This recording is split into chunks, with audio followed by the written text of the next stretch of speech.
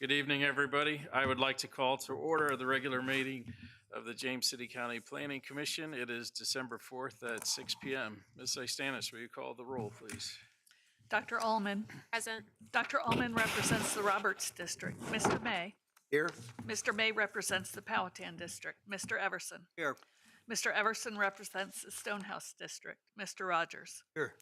Mr. Rogers represents the Berkeley District. Mr. Haldeman. Here. Mr. Haldeman is an at-large member. Mr. Polster. Here. Mr. Polster represents the Jamestown District. And Mr. O'Connor. Present. Mr. O'Connor is an at-large member and is chair of the commission. I'm Susan Istanis, Director of Planning for the county, and it's my pleasure to serve as secretary to the commission. Sitting to my left is Ms. Liz Parman, Deputy County Attorney. Mr. Chairman, we have a quorum. Thank you, Ms. Istanis. First item on our agenda this evening is the public comment. This time is reserved for any comments from the citizens that are not subject to a public hearing this evening. So is there anybody that wishes to address the Planning Commission? Hearing and seeing none, we will move on to reports of the commission. We did not have a DRC or policy committee this past month, so we'll dispense with that and move on to our consent agenda. The one item on our consent agenda this evening are minutes of the November 6th, 2024 regular meeting of the Planning Commission. Any edits or a motion to approve? Motion to approve. There's motion to approve. All in favor? Aye. Any opposed? Motion carries. Thank you.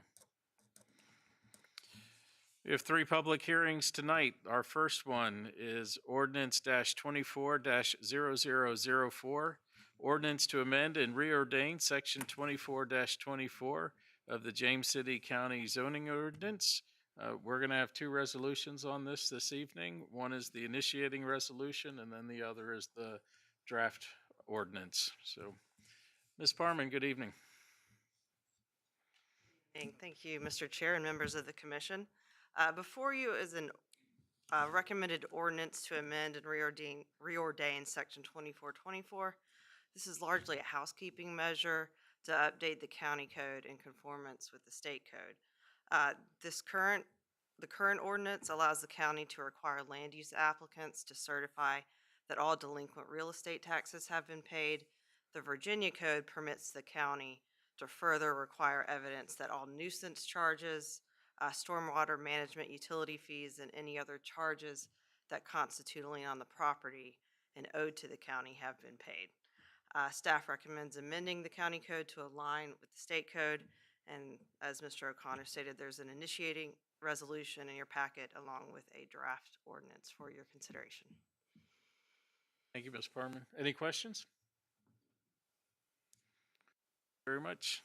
Yeah. This time we'll open the public hearing and see if there's any comments. Seeing and hearing none, I will close the public hearing and open it up for discussion or a motion to approve. Mr. Polster? I'd like to make a motion that we approve the resolution to modify ordinance 24-004.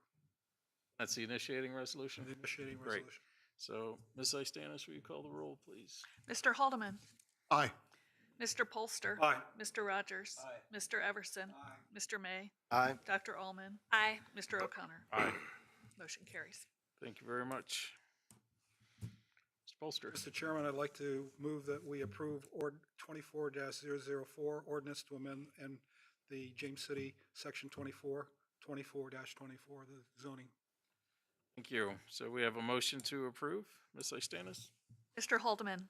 Aye. Mr. Polster. Aye. Mr. Rogers. Aye. Mr. Everson. Aye. Mr. May. Aye. Dr. Allman. Aye. Mr. O'Connor. Aye. Motion carries. Great. Thank you very much. Our next public hearing this evening is SUP-24-0013, Ziegler Plumbing and Sewer, Inc., Resource Recovery Facility. Ms. Reisinger, good evening. Thank you, Mr. Chairman and members of the Commission.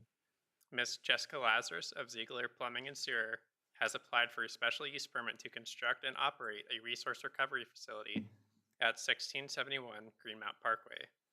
The property is 96.36 acres in size, currently zoned M2 General Industrial, designated general industry on the 2045 Comprehensive Plan, and is located inside the primary service area. The proposed operation includes transporting organic waste materials from grease traps, septic tanks, and sewer basins to the property to be separated into liquid and solid waste materials. The liquid waste material will be discharged into the HRSD sewer system, and the solid waste material will be processed with bulk vegetative material to create a compost product to be wholesaled. Staff has proposed SEP conditions to mitigate potential impacts of the proposal, including prohibiting retail sales on the property, requiring vegetative buffers and fencing for the purpose of screening, requiring air filtration systems in buildings where the materials are processed, limiting the size and spacing of storage piles for compost and bulk vegetative products, and requiring plans be developed for the purpose of fire safety, spill prevention, and restoration of the property if the use is discontinued.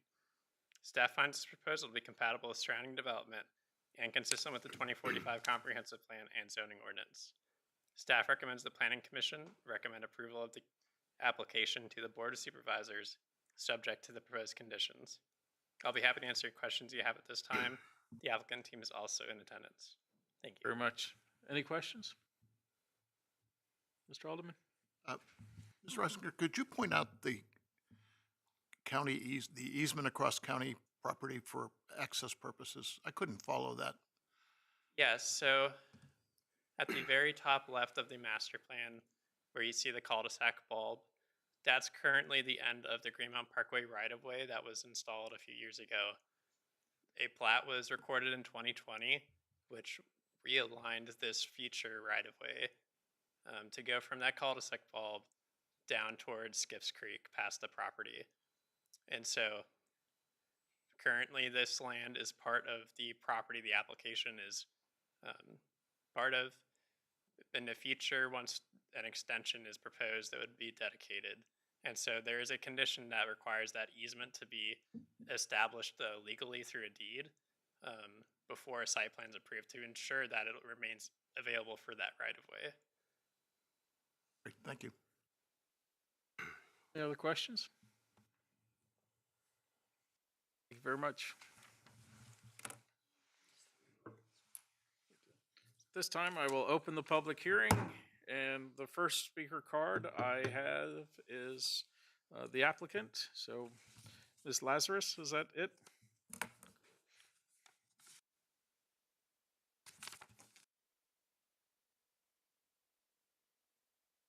Thank you for having us this evening. My name is Jessica Lazarus, and with me are my two cousins, Clark Siebels and Will Siebels.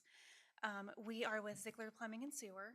We also have our engineers with us, Kyle Leclerc and Ryan Duckett from Geosyntec, who will be available at the end of the presentation to assist with any questions. We also have our land attorney, Vernon Getty, with us. So Ziegler Plumbing and Sewer is a small third-generation family business. We have been providing plumbing services for over 55 years. We are divided into 3 divisions. So we have our plumbing services division, our field operations division, and our environmental services division. For the purposes of this presentation, we'll be focusing on our environmental division, which we've had in place for over 25 years. This area of our business focuses on maintaining grease traps, septic tanks, and pump basins. And Clark is going to provide you with a high-level overview of those systems and how we dispose of that waste currently. Shown above depict the 3 devices we clean in the environmental division. Grease traps, which are devices used to capture fats, oils, and greases, mainly from restaurants, before they enter the sanitary sewer. Grease is the #1 cause of sewer overflows and spills. Septic tanks, they capture solids and sludge before they enter drain fields. And sewer basins are devices that use pumps to force sewer into the sanitary sewer system. These 3 devices all need regular maintenance to operate effectively, especially grease traps. Cleaning them is very important, 1 for the user and 2 for the sanitary sewer downstream. Currently, we haul all of this waste to HRSD. Specifically 5 treatment plants in the Hampton Roads region. As you see there, our current disposal costs are about 37 cents a gallon for grease and 18 cents a gallon for sewer. And this cost we directly have to turn to the customer. So as we show here, an 1,000-gallon grease trap, just to dispose of the waste costs $365.80. Due to these fees that have increased over the years and are only going to go up due to treatment costs,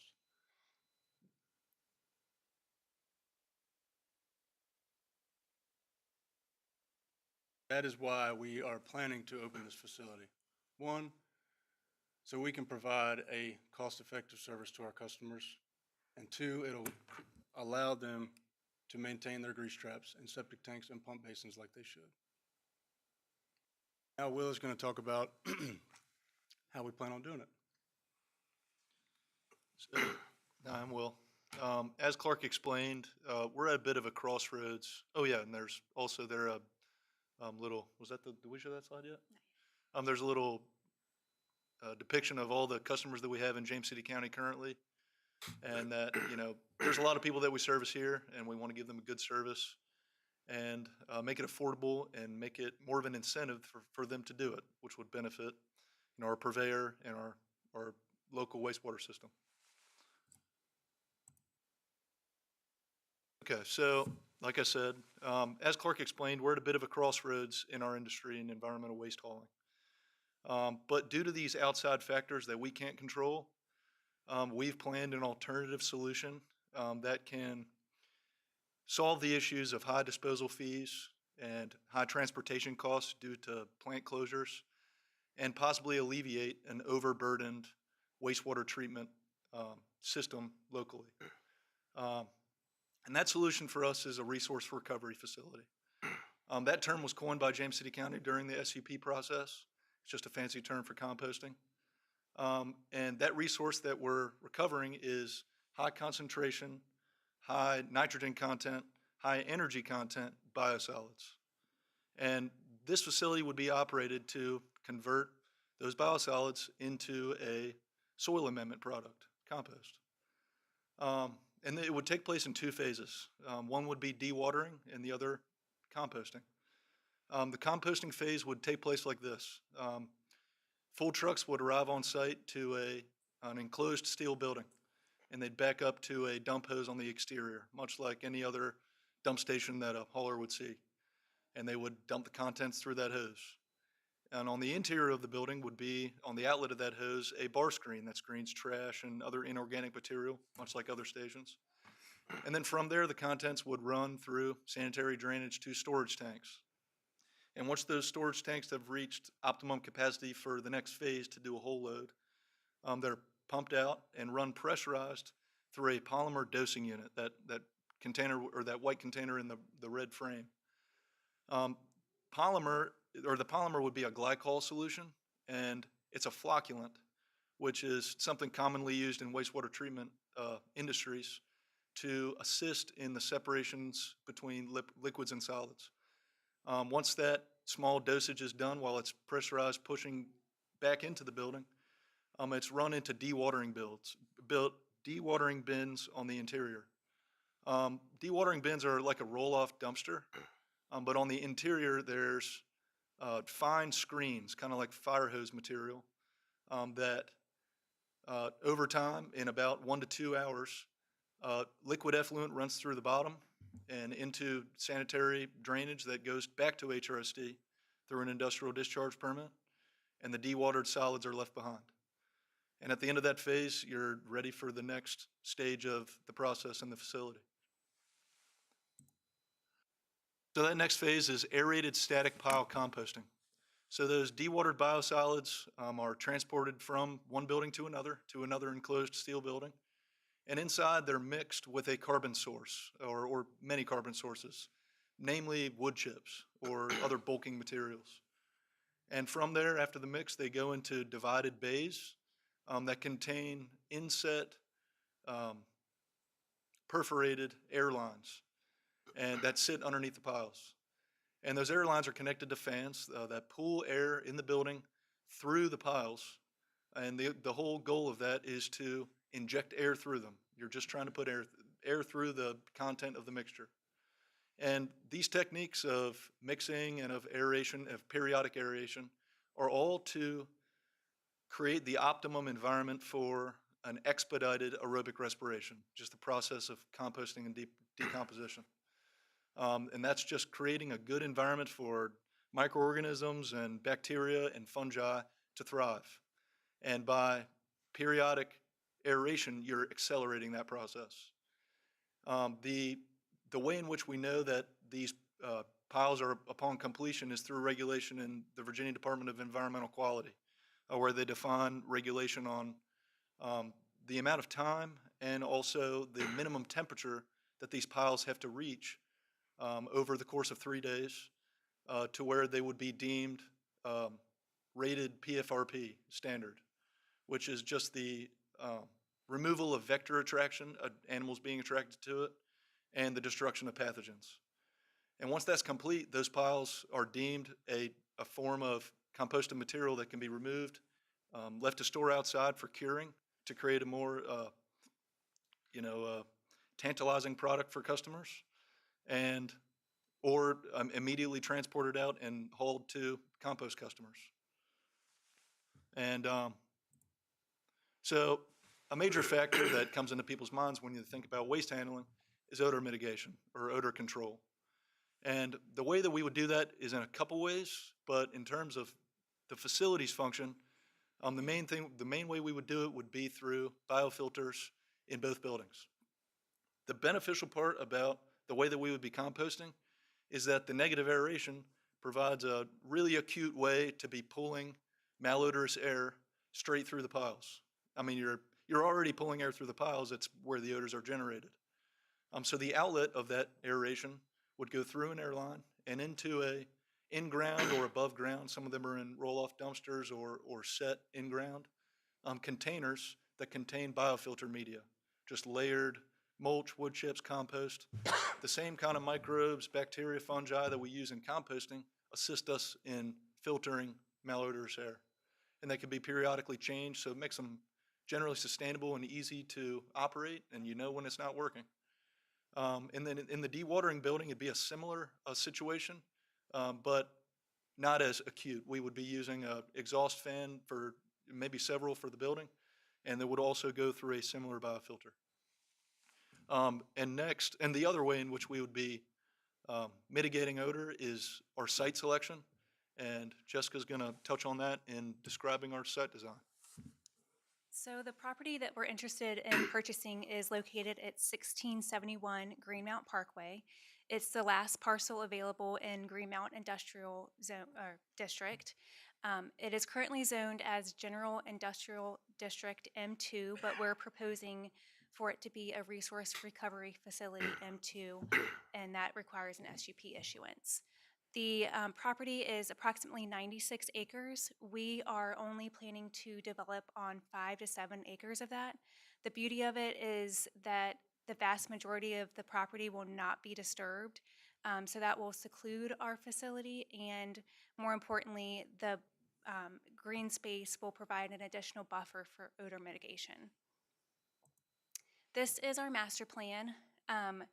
We intend to build in 3 phases. The first phase will happen as soon as we get approval to build on the property, and those are buildings 1, 2, and 3, which are highlighted in maroon. Building 1 is the dewatering building. Building 2 will be the equipment storage building, and building 3 will be the enclosed ASP composting building. Based on how our facility goes, we will need to expand in the future, and those buildings are noted in building 4 and 5, highlighted in black. Building 4 would be an additional enclosed ASP composting building, and building 5 would be a maintenance building.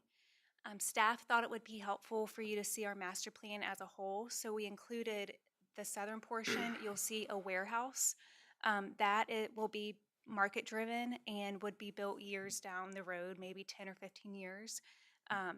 That is not in this SUP, included in this SUP issuance. And another note to make is based on the traffic we're proposing for our facility, a VDOT traffic study is not warranted. And with that, Clark is going to provide a summary of our proposal. So in summary, we are a business that was founded on and is run on the values of quality, honesty, and kindness to our customers and to our employees. And the issue that's arisen in the last 10 years in our industry has caused us to juggle the responsibilities to our customers that call us daily to service and maintenance of these devices that we're talking about in this industry. And then also to our employees who rely on us to be a successful business and for us all to reap the benefits of that. And we're proud of this solution that it is not only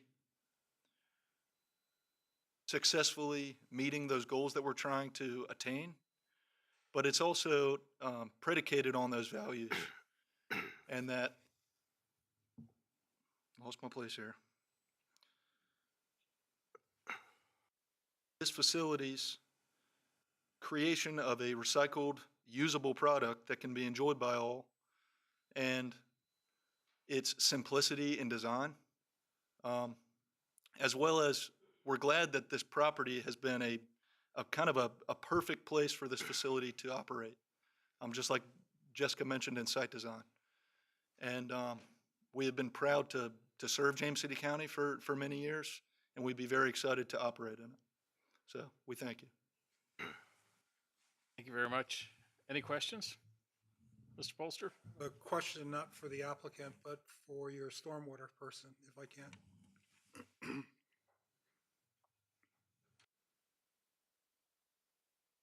First off, I'm very supportive of the project. I mean, it's just got all the right things. It's in the right location. You guys have done a great job for it. The only concern that I had is if you could bring up the master plan, please.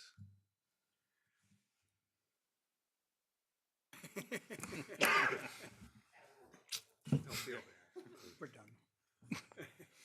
By the way, I'm Kyle Leclerc with Geosyntec Consultants, serving as a site engineer.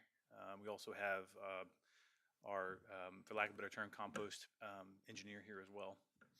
The issue that I had was with the way the stormwater facility was going to work for your phase 1 and A and B.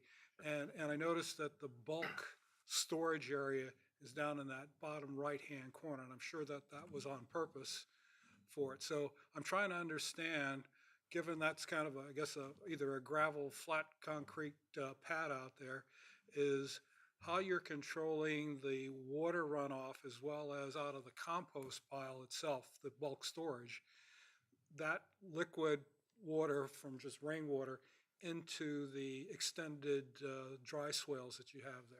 Sure, absolutely. That's the first question. Yeah, absolutely. Honestly, the layout of the site was more just getting the trucks in, so we can work with staff and just kind of how we look at the site and how we control stormwater overall. But in that lower corner, the opportunity we see there is water comes off those compost facilities. What we envision is some sort of berm directing that water at the edge of that development, some sort of the paved area, the gravel areas there, and control that directly into that dry swell. And if I remember right, I can't remember at the top of my head if that was a vegetated,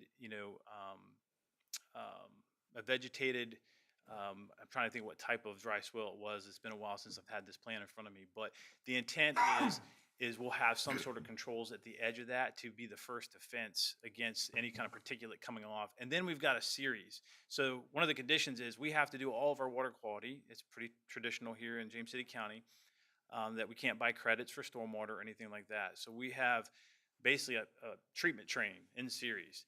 So the dry swell, if that ends up being what it is in the final design, this is a concept design as you see in front of you, and then it will go into a more of an extended detention facility, which will get more particular particulate. Is that the bottom piece? So the Yes. one to the right is the dry swale, Yeah. and the extended dry pond piece is the one at the bottom there. Is Yes, that right? exactly.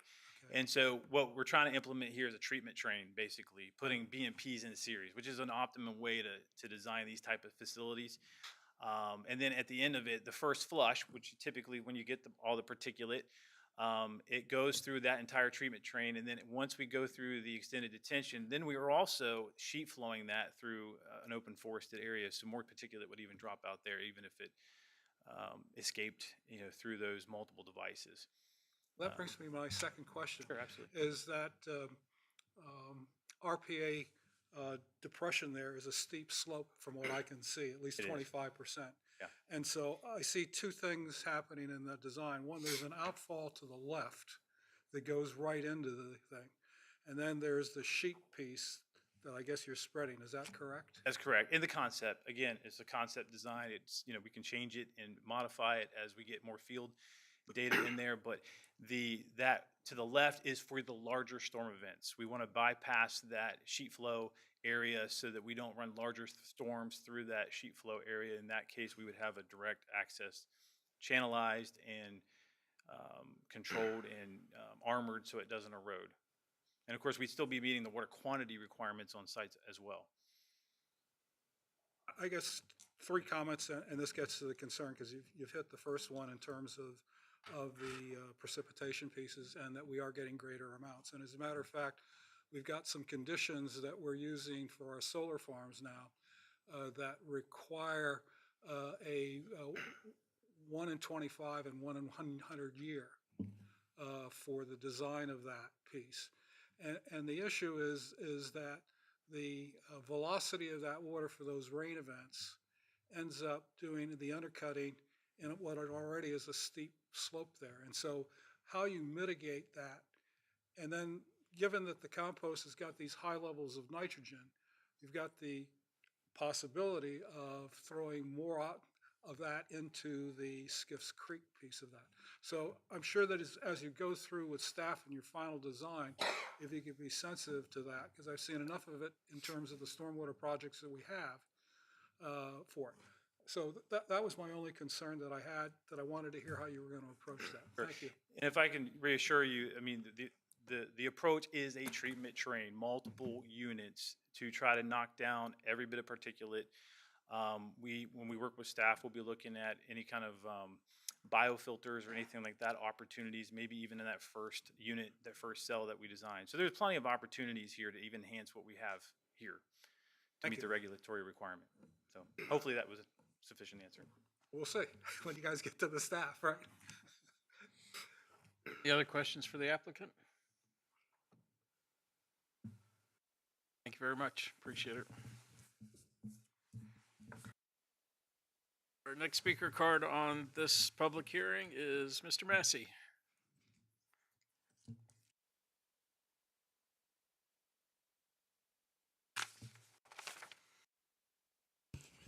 Hello, my name is Gary Massey, and I live at 8644 Mary Oaks Lane in Toanna.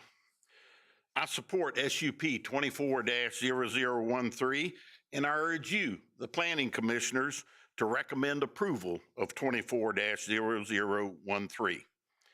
I've read the case that each of you have had, the material that was put out last Wednesday, and I know the Ziegler family. I work with them in various capacities, and I know this is a good location for this use.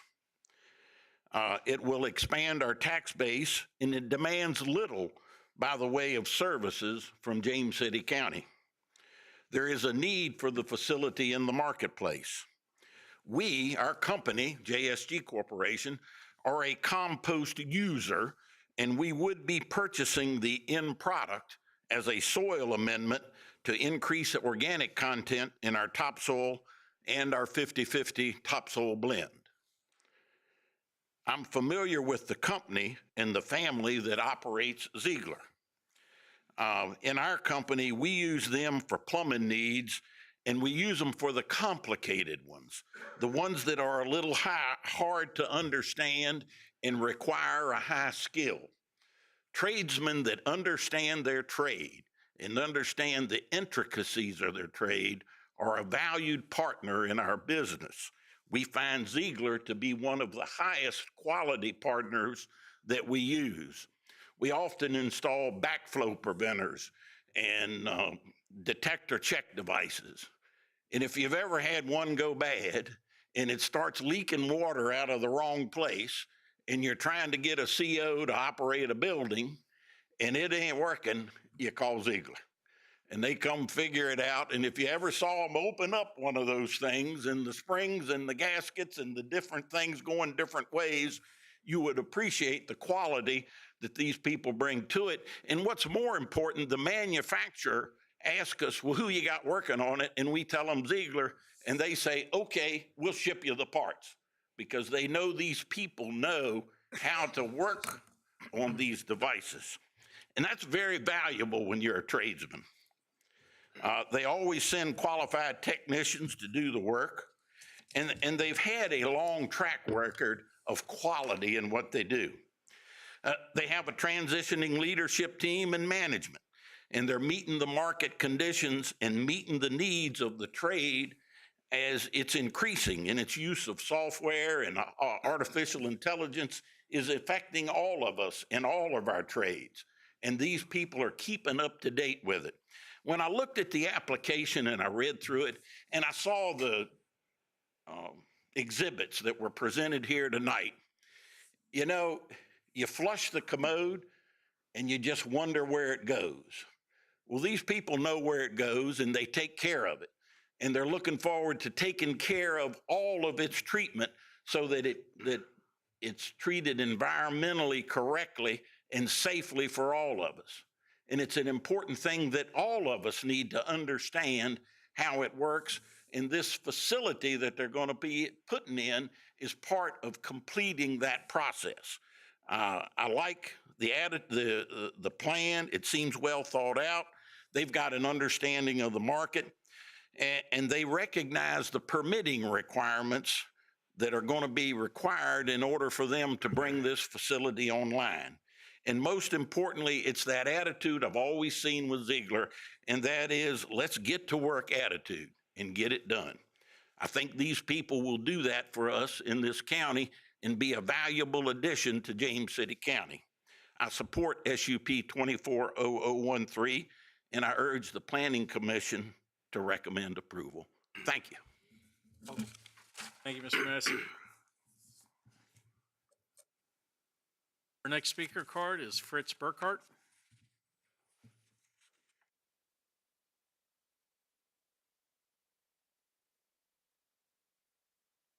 Hello, my name is Fritz Burkhart. I'm a licensed professional engineer. I'm a resident of Newport News, and I'm an adjoining property owner. It's a residential property on the opposite side of Skiffs Creek. Short notice, I apologize, I was not able to review any of the documents available. I left this past Saturday morning to Ohio for a week-long trip, and the letter arrived in the mail that day. My wife texted me a copy of it, so I drove back today early so I could attend this meeting. And there was no cell service at the location I was at, so I couldn't do any research there. Short notice, yes. First, Ziegler. It may sound like I don't know if I'm supporting or opposing. I make it a practice to support. Mr. Burkhart? Yes, Will you I'm speak sorry. into the microphone? Sorry, I was Thank you. speaking to the folks from Ziegler, but they can hear me now. I make it a practice to support small, family-owned local businesses, and was upset at the amount of time that I was giving to review these documents. So I came in here more agitated than I typically am. Everything that I saw for the proposal was promising. From my point of view, I was concerned, number one, for the wetlands. Now that I see that the waterworks property is adjacent, I don't know the topography. None of us want the rainwater sending things towards Skiffs Creek, but I would rather see it go towards Skiffs Creek than go to the freshwater reservoir as part of the Newport News waterworks. So I don't know what the topography is or what would be set in place to shed any oh crap rainwater events towards the creek rather than a freshwater reservoir that's used for drinking. But just a short notice set off alarm bells and just agitated me quite a bit. From the James City County side, this is a remote site and not much around it, which is good for this type of an operation. But from the Newport News side, right across the street, which we are adjacent properties, myself and theirs, there's two large residential neighborhoods, both Carlton Falls and I forget the name, maybe it's Misty Point, the other one on the other side of the gravel yards. But the view from my side, and I can't tell the scale here, the James City County side looks like a pristine wetlands and woodlands area. There's nothing there. There's a gravel yard right next to me, so that's an industrial site. But the James City County side is very nice. I'm not sure of the setback. I heard the discussion that will allow setback and vegetation buffers and so on and so forth for the view. And I heard about the odor control methods put into place. Just my concern is sometimes designs were, well, this one was never designed right, so it never worked from the get-go. And then there's operations, maintenance, and age. Those are just concerns that are in my head. Again, apologies, I was not able to be better prepared for this. I just got in from Ohio long enough to get a shower and come back from Newport News and make the meeting. If we could please look at the aerial photo.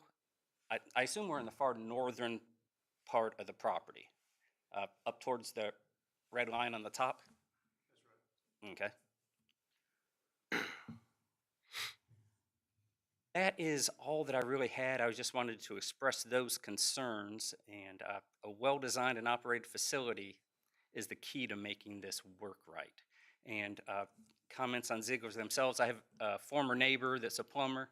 I was looking for some information on septic tanks and perk testing. That is outside of their wheelhouse, but they actually recommended that I contact Ziegler.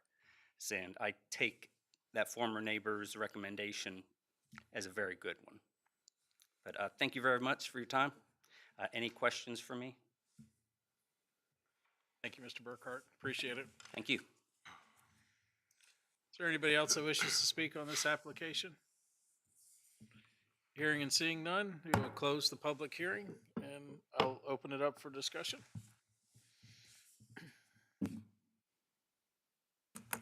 I just want to make a comment to let the gentleman know is the affluent and the stormwater that's coming off this property is going into Skiff's Creek, not the reservoir for it, which is why I was asking some of the questions about how they were treating it. So I think they've done a good job on that. As I said before, I'm extremely supportive, and unless somebody else has got any discussion on the item, I was going to make a motion for approval. I'd just like, before we go, I forgot to ask, but I had a brief conversation with Mr. Getty this afternoon, so just wanted to disclose that, so. I did too. I talked to him briefly, maybe. I did as well. Fair enough, thank you. So, any other comments, discussion? Mr. Polster? I'd like to make a motion that the Planning Commission recommend to the Board of Supervisors that they approve JCC's SUP 24-0013, the Ziegler Plumbing and Sewer Resource Recovery Facility. We have a motion to approve, Ms. A. With Stanis? conditions. With the conditions as presented. So, Ms. A. Stanis, the roll, please. Mr. Haldeman? Aye. Mr. Polster? Aye. Mr. Rogers? Aye. Mr. Everson? Aye. Mr. May? Yes. Dr. Allman? Aye. Mr. O'Connor? Aye. Motion carries. Thank you very much. Our final public hearing this evening is SUP-24-0028, Liberty Ridge JCSA Water System Tie-In SUP Amendment. Ms. Suloff, good evening. Good evening. Thank you, Mr. Chairman and members of the commission. Mr. Vernon Getty of Getty, Harris, Frank, and Hickman has applied on behalf of JCC LLC, the developers of the Liberty Ridge subdivision, to amend Condition 2 of SUP-23-0023. This amendment would allow the remaining unplatted but approved lots to connect to the development's central well, which is in turn connected to JCSA's system. The subject property is located outside the primary service area, zoned A1 General Agricultural, and is designated rural lands by the 2045 Comprehensive Plan. The Liberty Ridge subdivision is a by right major subdivision that's been in the process of developing since the early 2000s. Its lot layout and infrastructure plan received preliminary approval in 2006. That preliminary approval allowed the developer to plat all lots shown on the plan through the standard administrative process, provided that they met zoning and subdivision requirements. One such requirement was that the development must be served by a central well, which would later be dedicated to JCSA but not connected to the JCSA system. Preliminary subdivision approval is generally valid for 5 years from the date of recordation of a plat for any part of the approved preliminary plan. While the plan's preliminary approval was extended for recordations along the way, it did expire in April of 2020. In 2023, while the Liberty Ridge project was dormant from a planning perspective, JCSA applied for an SUP to connect the development's independent central well to the public JCSA system. In its application, JCSA indicated several benefits to such a connection, including load relief, redundancy, and efficiency. The Board of Supervisors unanimously approved the extension earlier this year with the condition that no further connections would be allowed outside of the PSA. Just a few months later, the Virginia General Assembly passed the budget bill with a special provision extending preliminary subdivision approvals that had expired during a window of time in 2020. When the budget bill became law, Liberty Ridge's preliminary approval was reinstated. Again, the developer has the right to plat lots shown on that plan as long as they conform to the ordinances. In this very unusual case, the applicant cannot conform to the subdivision ordinance and connect to their own central well system because of the condition of JCSA's SUP. So while staff recommended denial of JCSA's original SUP request, staff is recommending approval of this amendment and therefore de facto further extension of water outside the PSA in order to allow the applicant to conform to county code and to be consistent with our own preliminary approval process. For these reasons, staff recommends that the Planning Commission recommend approval of the amended conditions of SUP 23-0023 to the Board of Supervisors. Thank you for your time. I'm happy to answer any questions you may have, and of course, the applicant, a representative from the applicant is available as well. Thank you, Ms. Zuloff. Any questions?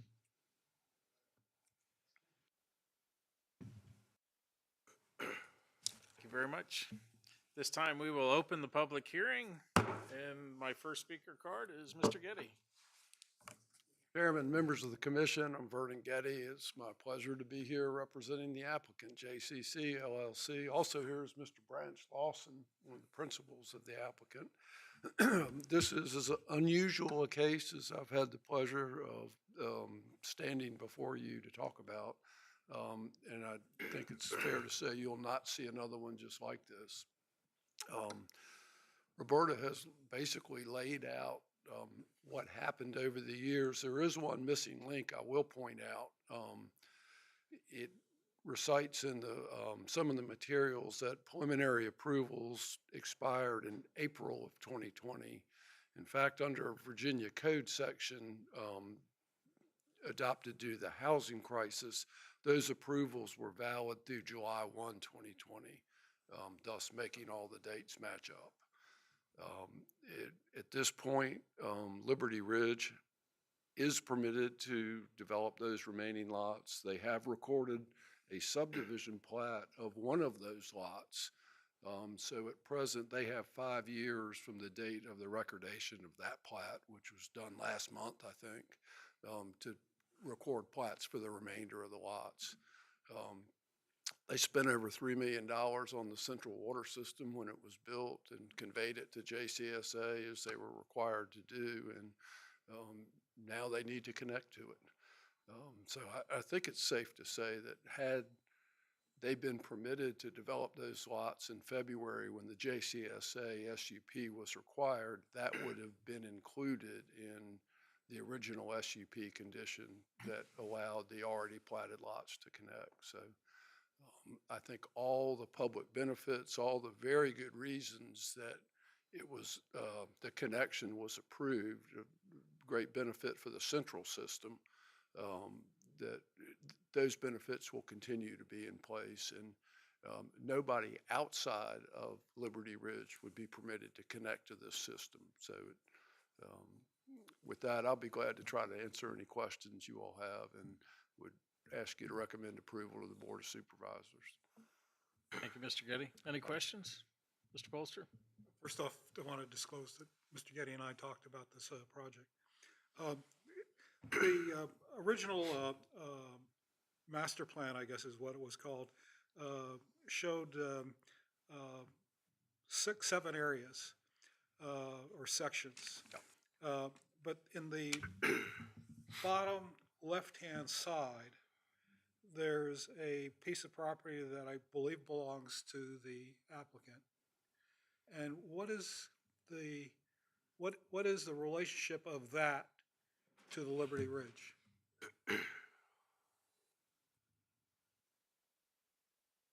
Branch Lawson, CCL folks, had a cul-de-sac coming off of Jolly Pond Road that had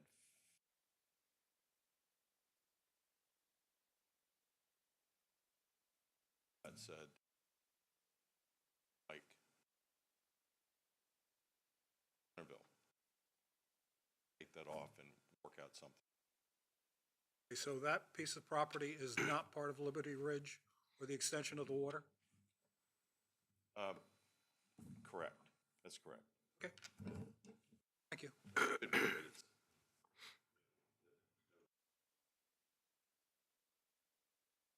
Any other questions for Mr. Getty? Mr. Alderman? This doesn't involve sewers, right? This is simply, simply water. Right.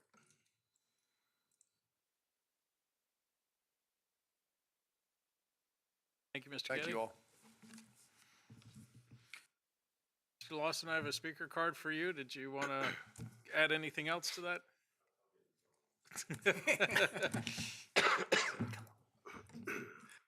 Anybody else that wishes to speak on this application this evening? Mr. Massey, I thought you came back for a second round, so. But seeing and hearing none, I will close the public hearing and open it up for discussion. Mr. Everson? I want to make sure I have this right. I did talk to Mr. Getty and Roberta and Josh over the last 2 days.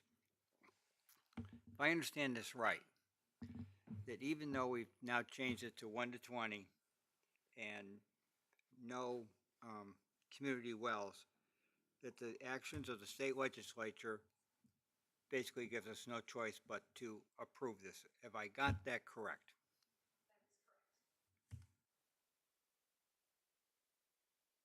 Okay, that's Conscious. Any other discussion? I just want to say that I was supportive of this with the JCSA when they first came forward. And part of that is what we went through with the comp plan and the cost of operating it and how now the rate piece is throughout. And I think even with the inclusion of this back end, it's still a smart because before we can fill up the other 200 resources, it would still be draining money out of the JCSA. So I'm still very supportive of this. I think it's safe to say, as Mr. Getty said, that, I don't think we'll ever see an application like this one again. So, sort of unique circumstances that brought us to this. So, any other questions, comments, or I'll entertain a motion? Mr. O'Connor, I will make a motion that the Planning Commission approve to the board SUP 24-0028 Liberty Ridge JCSA tie-in amendment. And I don't know if there are any conditions. I don't think so. So, there are proposed conditions, yes. With conditions. So it was just the single one, so. So Stannis, we have a motion to approve. Mr. Haldeman? Aye. Mr. Polster? Aye. Mr. Rogers? Aye. Mr. Everson? aye. Mr. May? Aye. Dr. Allman? Aye. Mr. O'Connor? Aye. Motion carries. Very much. We have no planning commission considerations this evening, and we're on to the planning director's report. Ms. Stannis. Nothing else to add unless you have questions. I do want to apologize for the email problem. We will get that resolved this week and hopefully be on the right track. I'm not exactly sure what happened. We saw some and some people got some. So we will sort We'll that blame out. it on Will.